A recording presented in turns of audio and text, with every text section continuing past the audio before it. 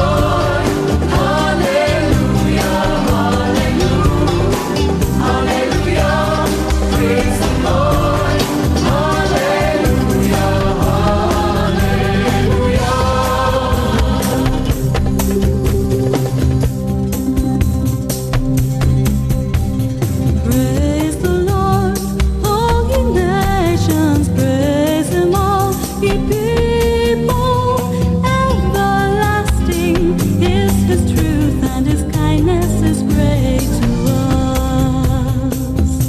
נהלל את שמך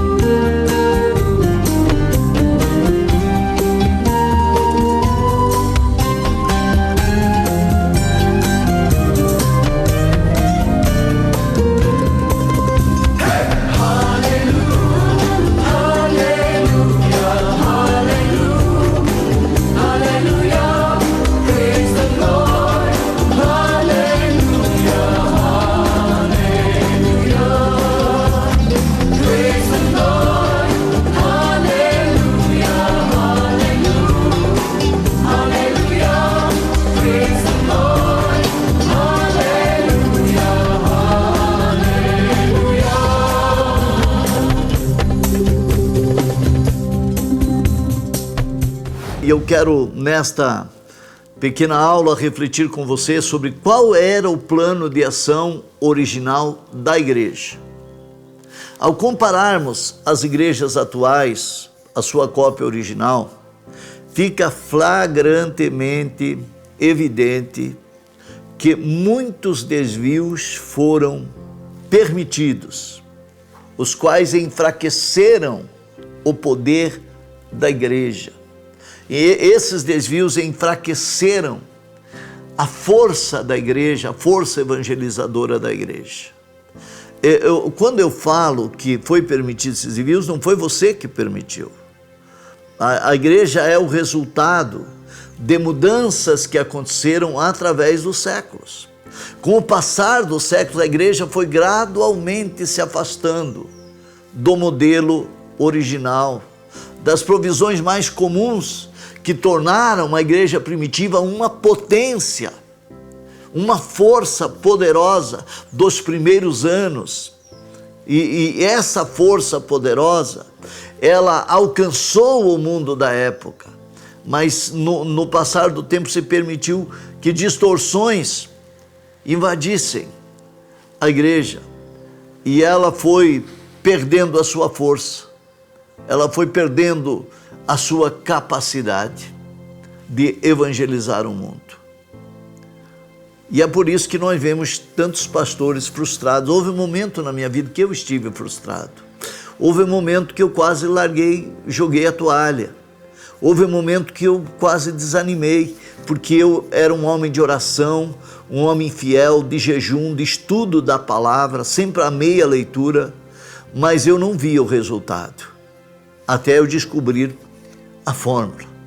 Veja, no início, trabalhar na igreja significava auxiliar, utilizar, se mover por dons do Espírito Santo, exercer um ministério entre os cristãos, onde quer que estivessem. A igreja primitiva era assim, mas lamentavelmente passou a se tornar uma atividade religiosa dentro de um prédio.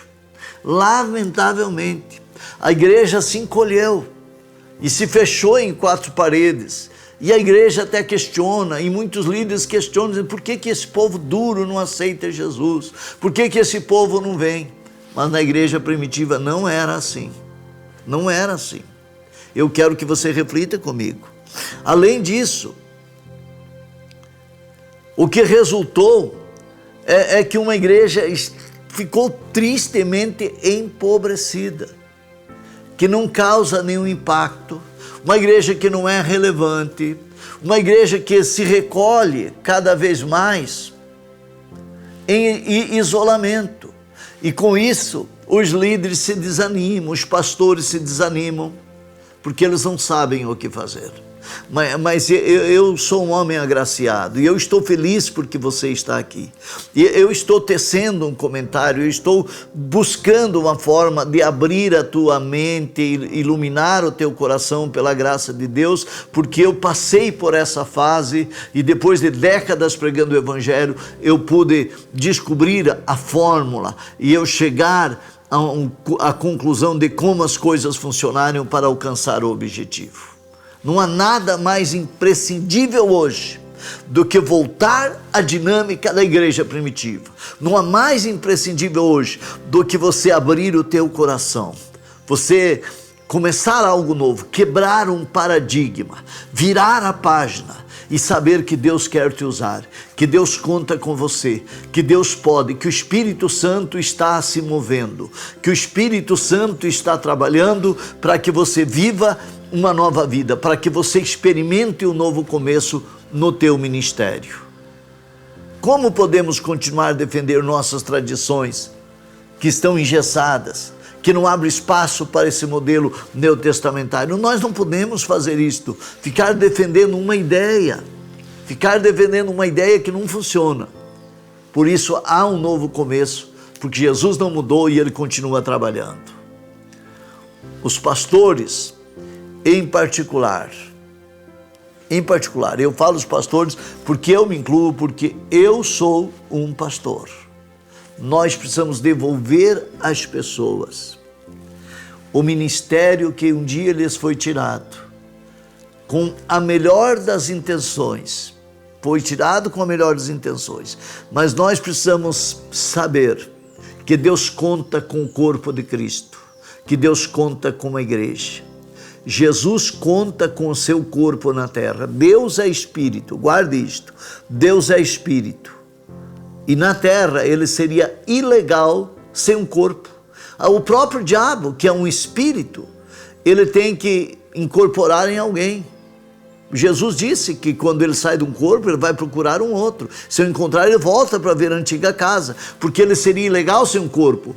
E Jesus, sem um corpo na terra, ele seria ilegal. Por isso ele nasceu da Virgem Maria, ele tinha um corpo humano. Mas quando ele ressuscitou e ele voltou para o céu, ele disse, eu vou voltar, o Espírito Santo vai habitar em vocês e eu estarei convosco todos os dias até a consumação dos séculos. Você é o templo do Espírito Santo.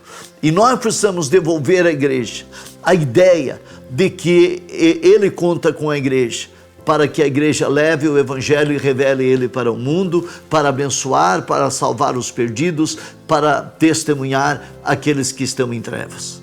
Uma certa manhã eu estava em oração e Deus falou comigo através daquela passagem em que Salomão, ao construir o templo, ele fez uma parceria com o rei Hirão. O rei Hirão não era um homem de Deus, ele não servia ao Deus de Israel.